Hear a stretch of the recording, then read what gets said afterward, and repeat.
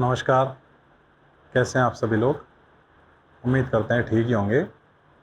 देखिए, हमने ज्योग्राफी में हाइपोथेसिस वगैरह पढ़ी थी कि कैसे यूनिवर्स की ओरिजिन हुई होगी, और इसके ऊपर ही जो नेक्स्ट हमारा लेक्चर बच रहा था वो था बिग बैंग।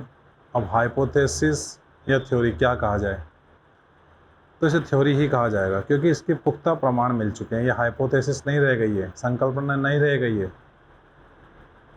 अब इसके कुछ प्रमाण हैं क्या, जैसे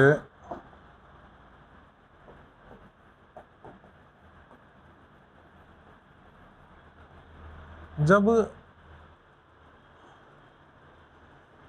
यूरोप के अंदर रिसर्च चल रही थी, चर्च के विरुद्ध कार्य चल रहे थे कि चर्च की मान्यताओं को किसी न किसी तरीके से चुनौती देने के काम चल रहे थे, उसी दौरान 1920 के आसपास हब्बल हब्बल महोदय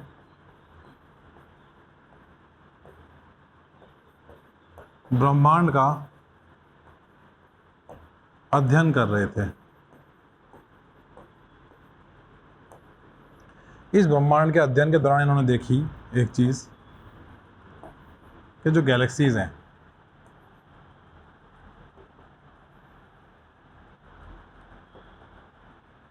इनका लगातार विस्तार हो रहा है। ये जो गैलेक्सीज हैं, इनमें लगातार विस्तार हो रहा है, ब्रह्मांड का विस्तार हो रहा है। ये बात इन्होंने आगे जा कर के कह दी। अमूमन ब्रह्मांड में 10 की घात 11 गैलेक्सीज हैं, और हर गैलेक्सी में 10 की घात 11 ही क्या हैं, तारे हैं। तो ये जो तारों का जो समूह है, ये गैलेक्सी है। बहुत सारे तारे हैं इसमें, उल्काएं हैं, बहुत सारे नेबुला हैं, बनती रहती हैं, टूटती रहती हैं। तो इतने सारे ये हैं, इनको मिलकर गैलेक्सी बनती है। तो गैलेक्सी में लगातार विस्तार हो रहा है, ब्रह्मांड में विस्तार हो रहा है, ठीक है, एक दूसरे से दूर जा रही गैलेक्सीज। तो ये जब चीज़ें इन्होंने आके बता दी हब्बल महोदय ने 1920 के आसपास, और 1927 में इन्होंने हब्बल स्थिरांक भी दे डाला। ठीक है, ठीक है साहब, दे दिया तो अच्छी बात है। अब वही है कि जो कुछ लोग हैं वो उल्टा सोचते हैं। कैसे उल्टा सोचते हैं? एक व्यक्ति थे, जॉर्ज लेमेत्री।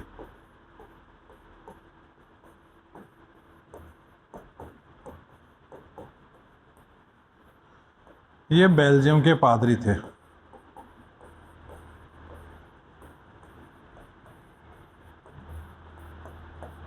ठीक है, ये जो जॉर्ज लेमेत्री है, इन्होंने कहा कि मान लीजिए कि 2024 में यदि ऐसा था तो 2023 में ऐसा होगा, 2022 में ऐसा होगा, और कोई एक ऐसा समय रहा होगा जब समस्त द्रव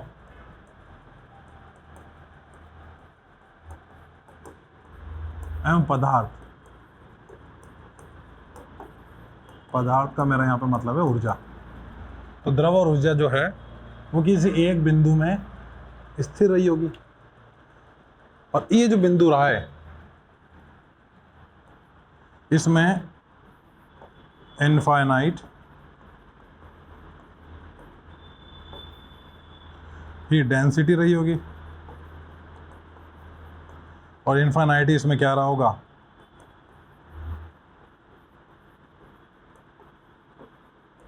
तापमान रहा होगा, टेम्परेचर रहा होगा। अब वो एग्जिस्ट नहीं कर पा रहे होंगे और इसमें ब्लास्ट हुआ होगा।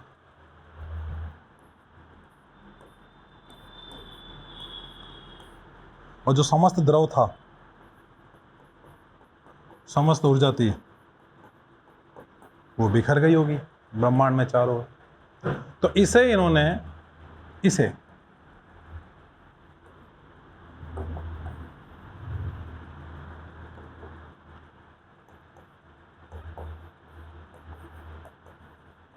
विलक्षणता का बिंदु, पॉइंट ऑफ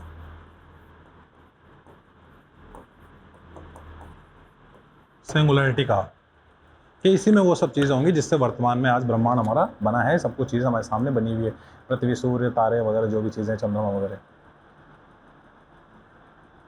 अब इसको लेकर के एक छोटा सा वीडियो है, एक बार थोड़ा जो नेशनल ज्योग्राफी ने रिकॉर्ड कर रखा है उसके बाद देखते हैं, इसके बाद आगे समझते हैं कि जो वैज्ञानिकों ने इसके लिए क्या क्या निष्कर्ष निकाले, कि किस टाइप से इसको प्रूव करने की कोशिश करी कि वास्तव में ब्रह्मांड का विस्तार हो रहा है। इसे देख लीजिए एक बार, क्या क्लियरिटी आ जाएगी दिमाग में। The universe is everything, from the tiniest particles to the largest galaxies, to the very existence of space, time, and life. But how did it all begin? The origin of the universe is the origin of everything. Multiple scientific theories, plus creation myths from around the world have tried to explain its mysterious genesis. However, the most widely accepted explanation is the Big Bang Theory. The Big Bang Theory states that the universe began as a hot and infinitely dense point. Only a few millimeters wide, it was similar to a supercharged black hole. About 13.7 billion years ago, this tiny singularity violently exploded. And it is from this explosion, this bang, that all matter, energy, space, and time were created. What happened next were two major stages of the universe's evolution. Called the radiation and matter eras, they're defined by key events that helped shape the universe. First came the radiation era, named for the dominance of radiation right after the Big Bang. This era is made of smaller stages, called epochs, that occurred within the universe's first tens of thousands of years. The earliest is the Planck epoch. No matter existed in the universe at this time, only energy and the ancestor to the four forces of nature, the superforce. At the end of this stage, however, a key event occurred in which gravity split away from the superforce. Next came the Grand Unification epoch, named for the three remaining unified forces of nature. This epoch ended when one of those forces, called strong or strong nuclear, broke away. Then the inflationary epoch began, during which the universe rapidly expanded. Almost instantly, it grew from the size of an atom to the size of a grapefruit. The universe at this time was piping hot, and it churned with electrons, quarks, and other particles. Then came the electroweak epoch, when the last two forces, electromagnetic and weak, finally split off. During the next stage, the quark epoch, all of the universe's ingredients were present. However, the universe was still too hot and dense for subatomic particles to form. Then, in the Hadron epoch, the universe cooled down enough for quarks to bind together and form protons and neutrons.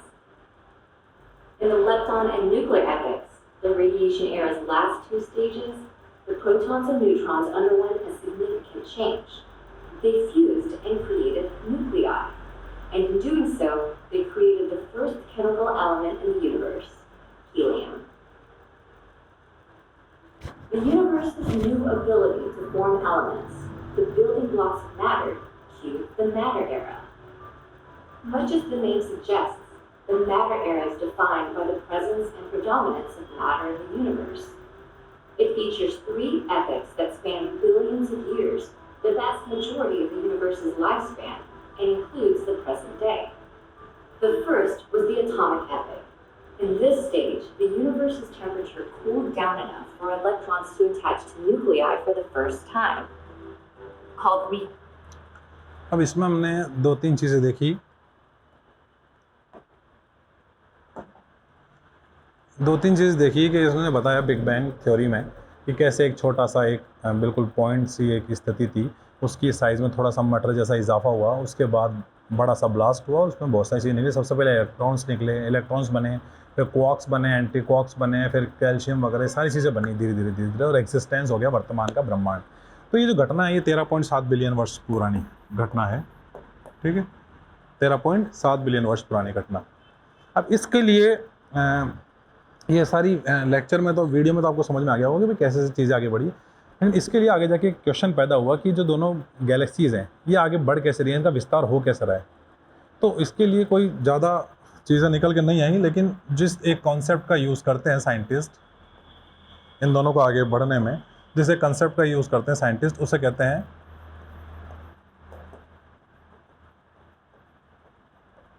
Dark energy और dark matter. देखिए क्या है, ये जो दो galaxies हैं इनको दूर करने वाला जो ऊष्मा है, जो ऊर्जा है, जो द्रव है, जो मैटर है ब्रह्मांड में, जो दिखाई नहीं दे रहा, उसे शुरुआत में कहा गया कि ये खाली है।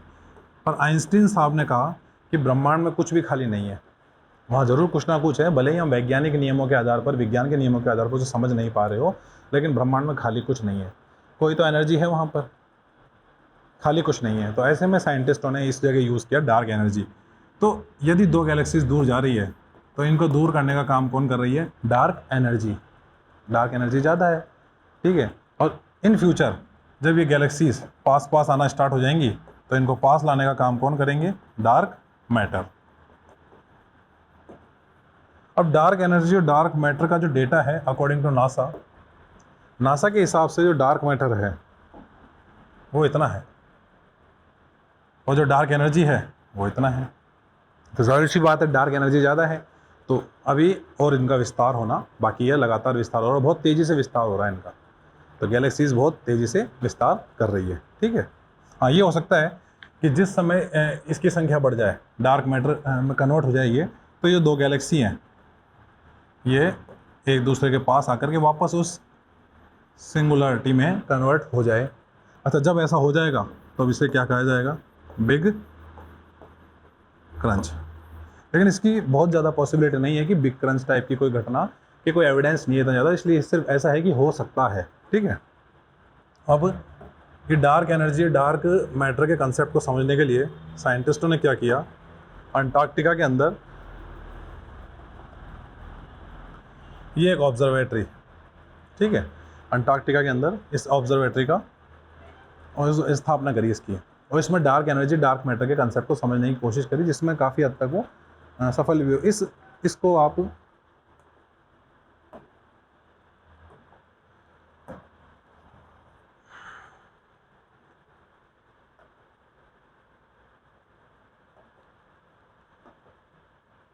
इसको आप आइसक्यू न्यूट्रो ऑब्जर्वेटरी को विकिपीडिया इस पर सर्च करके पढ़ भी सकते हैं आप आराम से, ठीक है। तो खैर ये खुद से एक बार कर लेना, आप इसको समझ में आ जाएगा क्या है क्या नहीं है पूरी कहानी इसकी। हालांकि ये पुराना है, 2018-17 के आसपास का है ये, तो लेकिन फिर भी पता होना चाहिए हमें, है ना। चलिए आगे। तो ये रही ऑब्जर्वेटरी, ठीक है। अब आगे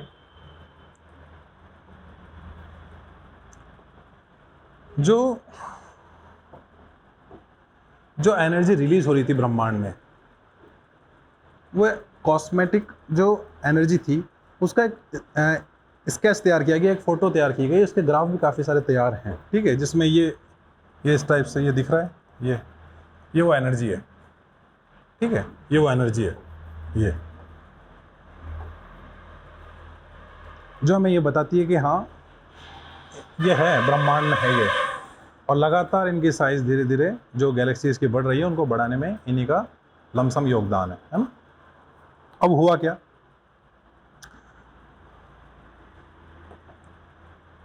एक सेकेंड,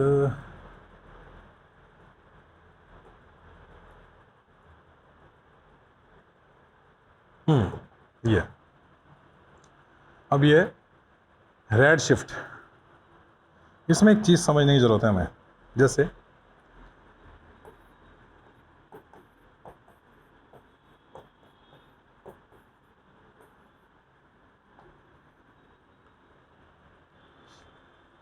ये जो विबग्योर है, ठीक है, इसमें मान लीजिए कि ये एक तरंग है, ठीक है, इसे क्या कहते हैं, श्रृंग, और इसे क्या कहते हैं, गर्त। तो ये दो श्रृंगों के बीच में जो ये है, इसे हम क्या कहेंगे, लैम्डा, ठीक है, इसको लैम्डा से प्रदर्शित करेंगे, बन नहीं रहा मुझसे थोड़ा इस वजह से। तो ये जो एक तरंग है, ये शॉर्ट तरंग है, ये शॉर्ट वेव, तो ये जो दिख रही है ये शॉर्ट वेव, तो ये शॉर्ट वेव इस एरिया में, तो अगर ये वॉयलेट, इंडिगो, ब्लू, ग्रीन, ये लमसम यहाँ तक ही शॉर्ट वेव के रूप में होती है ये, यानी इनका जो प्रकाश है वो ज़्यादा दूर तक ट्रैवल नहीं कर पाता है, ज़्यादा दूर तक ट्रैवल नहीं कर पाता है। अब ये थोड़ी बड़ी तरंगें हैं, ठीक है, ये, और सबसे ज़्यादा इसमें रेड और ये प्रभावी है ये, तो जाहिर सी बात है कि इन दोनों का जो प्रकाश है वो ज़्यादा दूरी तक ट्रैवल कर पाता होगा। अब एग्जाम्पल के तौर पर एक चीज़ समझें कि ये है सूर्य और यह है हम, ठीक है, और सूर्य का जो प्रकाश हम तक आता है वो शॉर्ट वेव के रूप में आता है। सारी बात समझ में, जब सूर्य हमसे दूर होता है, मान लीजिए ये सूर्य की स्थिति है, ये हमसे दूर है, तो इस समय इसका जो कलर प्रभावी होगा, सूर्य से आने वाला जो कलर प्रभावी होगा वो कैसा होगा, लाल, साथ में नारंगी। सुबह सूर्योदय होता है जब सूर्य इस टाइप का कलर का दिखता है हमें, और अस्त होते टाइम पर भी इसी कलर का दिखता है, क्योंकि वो हमसे बहुत दूरी पर होता है। तो दूरी पर जो कलर ट्रैवल कर पाता है, जो हमें दिख पाता है, वो लाल और नारंगी है। और जब सूर्य हमारे सिर पर होता है तो ये विबग्योर था, कहाँ गया, ये, तो ये सारा का सारा मिक्स हो जाता है, ये सारा का सारा मिक्स हो जाता है, और मिक्स होकर के ये वाइट टाइप का देता है। जब सिर पे होता है तो हमें वाइट टाइप का लगता है वो, जो सूर्य से आ रहा होता है प्रकाश। तो ऐसे में एक चीज़ निकाली गई कि मान लीजिए कि ये दो गैलेक्सीज हैं, तो ये तो हमारी वाली रही मिल्की वे, और ये एंड्रोमेडा मान लेते हैं एक बार, जो हमारी पड़ोसी है।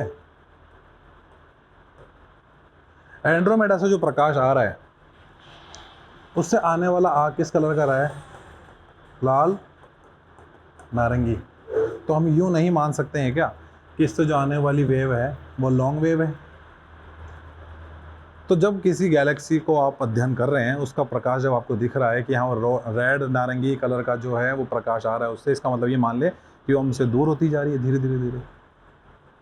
इसे कहा गया रेड शिफ्ट।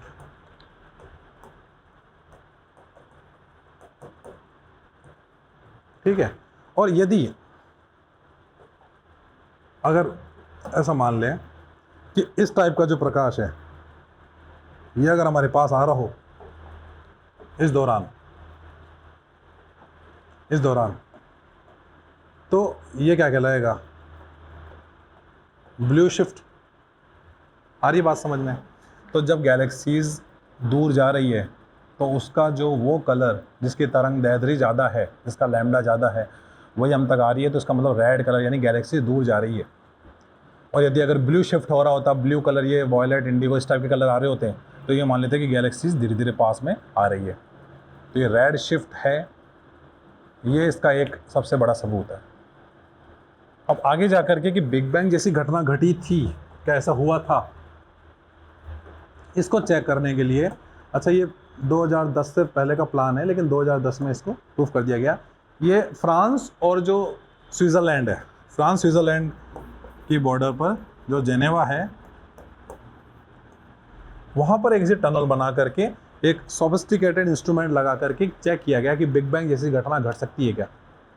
LHC कहते हैं इसे, लार्ज हेड्रॉन कोलाइडर। इसमें प्रोटॉन्स की टक्कर कराई गई। और देखा गया कि क्या बिग बैंग जैसी घटना हो सकती है। तब ऐसे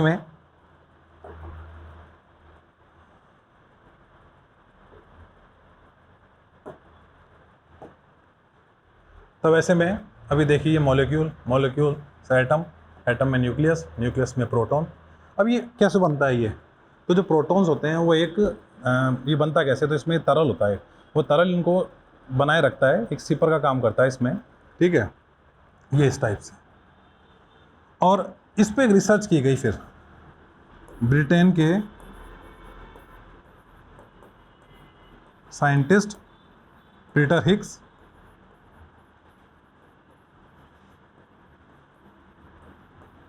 भारत के सत्येंद्र नाथ, ये दो लोगों ने इसके ऊपर रिसर्च किया और हिग्स बोसॉन कण की परख करी, जांच करी, प्रोटॉन्स की टक्कर करा के। जो LHC वाला कंसेप्ट था ना, इसमें प्रोटॉन की टक्कर कराई, तो जाहिर सी बात है कि क्या चेक किया गया, हिग्स बोसॉन नामक कण की उत्पत्ति का। तो ये एक निष्कर्ष निकालेगा कि ब्रह्मांड में जब बिग बैंग हुई होगी 13.7 बिलियन वर्ष पहले, तब उसमें एक हिग्स बोसॉन नाम के कण की ही उत्पत्ति हुई होगी। और जो हिग्स बोसॉन नाम का जो कण है, यही वर्तमान में द्रव्यमान और भार के लिए जिम्मेदार है। जो भी चीज़ें एग्जिस्ट कर रही है हमारे आसपास, उसमें निश्चित रूप से कोई ना कोई द्रव्यमान है, निश्चित रूप से कोई ना कोई भार है। तो ये द्रव्यमान और भार होने के पीछे कारण क्या है? Higgs boson. तो जैसे कण कण में भगवान, वैसे कण कण में हिग्स बोसॉन। सही है? तो ये चीज़ हो गई यहाँ पर। अब इसके बाद क्या बच रहा है हमारा?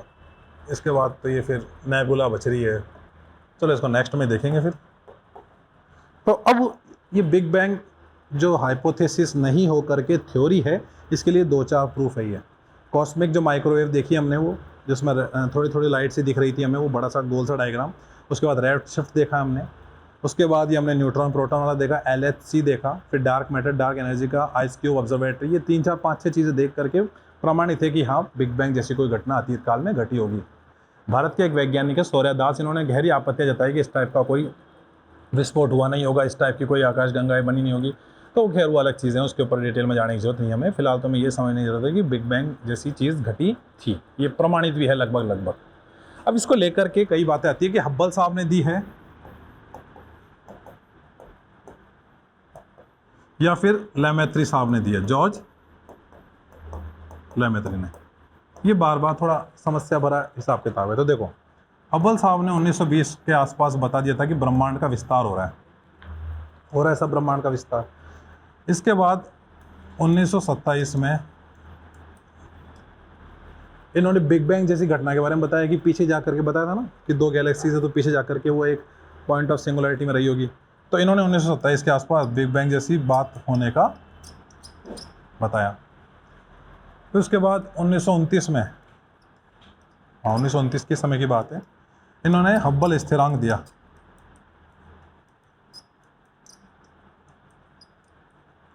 आगे जाकर के 1931 में लेमेत्री साहब ने